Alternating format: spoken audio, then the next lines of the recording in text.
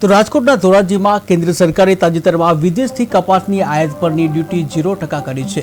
આ નિર્ણયને લઈને ધોરાજી સહિત વિસ્તારમાં કપાસ ઉત્પાદક ખેડૂતોમાં ભારે રોષ જોવા મળ્યો છે। ખેડૂતોનું કહેવું છે કે પહેલેથી જ અતિ ભારે વરસાદને કારણે તેઓ મુશ્કેલીમાં છે અને હવે સરકારનો આ નિર્ણય અયોગ્ય અને ખેડૂત વિરોધી સાબિત થશે। ત્યારે ખેડૂતો જણાવે છે કે છેલ્લા 8 વર્ષથી કપાસને પૂરતો ભાવ નથી મળતો। ત્યારે હાલ કપાસ 1400 થી 1500 રૂપિયા પ્રતિ મણ વેચાઈ રહ્યો છે, જ્યારે 1 વીઘા દીઠ ઉત્પાદન સુધીનો ખર્ચ 20 થી 25,000 સુધી પહોંચી ગયો છે। જ્યાં ખાતર, જંતુનાશક દવા, બિયારણ અને મજૂરીના વધતા ખર્ચ વચ્ચે ખેડૂતો સારા ભાવની આશા રાખી રહ્યા છે, પરંતુ વિદેશથી કપાસની આયાત થતા સ્થાનિક બજારમાં ભાવ તળિયે બેસી જશે અને કપાસ ઉત્પાદકોનો આક્ષેપ છે કે વિદેશી કપાસ આયાતનો લાભ માત્ર ટેક્સટાઇલ ઉદ્યોગપતિઓને જ મળશે, જ્યારે સ્થાનિક ખેડૂતોને મોટું આર્થિક નુકસાન સહન કરવું પડશે। ત્યારે ખેડૂતો માંગ કરી રહ્યા છે કે કેન્દ્ર સરકારે તાત્કાલિક આ નિર્ણય પાછો ખેંચવો જોઈએ, નહીંતર રાજ્યભરમાં ખેડૂત ઉગ્ર આંદોલન કરશે।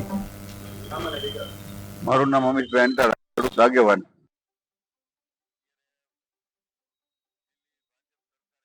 ખેડૂત કપાસની આયાત ડ્યુટી નાબૂદ કરી છે, તેથી ખેડૂતને પોષણક્ષમ ભાવ, ખેડૂતના કપાસના પોષણક્ષમ ભાવ નહીં મળી શકે।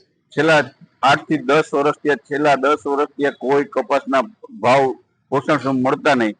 2500 રૂપિયા ભાવ હતો, એ ગબડીને 1200-1300 રૂપિયા છેલ્લા વર્ષોમાં થઈ ગયો હોય।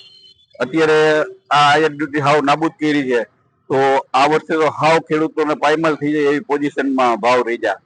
તો સરકારે આ વિશે કંઈક વિચારીને કંઈક યોગ્ય પગલાં લેવા જોઈએ। ભાવ ઉપર જાજી અસર થાય, કારણ કે આયાત ડ્યુટી હાવ નાબૂદ કરી છે, તેથી હાવ કપાસ નીચા ભાવે આવશે તો ઇન્ડિયન બજારમાં કપાસનો વેલ્યુ જ નથી કાંઈ। કપાસના ભાવ ન રહે તો કપાસ પોહાય એમ જ નથી ખેડૂતને વાવવો।